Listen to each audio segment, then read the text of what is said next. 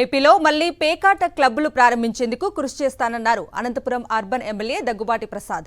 పేకాట ఆడకపోవడం వల్ల కరోనా టైంలో 22 మంది రిటైర్డ్ ఉద్యోగులు చనిపోయారన్నారు.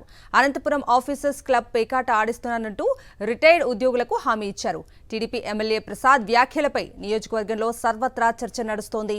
కుటుంబాలను నాశనం చేసే పేకాటను మళ్లీ తెస్తానంటూ స్వయంగా ఎమ్మెల్యే హామీ ఇవ్వటంపై ప్రజలు మండిపడుతున్నారు. నియోజకవర్గానికి అభివృద్ధి పనులపై ఆలోచించాల్సిన ఎమ్మెల్యే ఇలా పేకాట క్లబ్బులు తెరవటంపై దృష్టి పెట్టడం ఏంటని విమర్శిస్తున్నారు.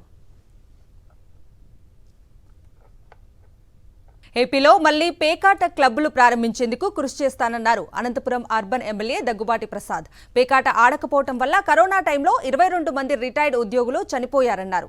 అనంతపురం ఆఫీసర్స్ క్లబ్ పేకాట ఆడిస్తున్నానంటూ రిటైర్డ్ ఉద్యోగులకు హామీ ఇచ్చారు. టీడీపీ ఎమ్మెల్యే ప్రసాద్ వ్యాఖ్యలపై నియోజకవర్గంలో సర్వత్రా చర్చ నడుస్తోంది.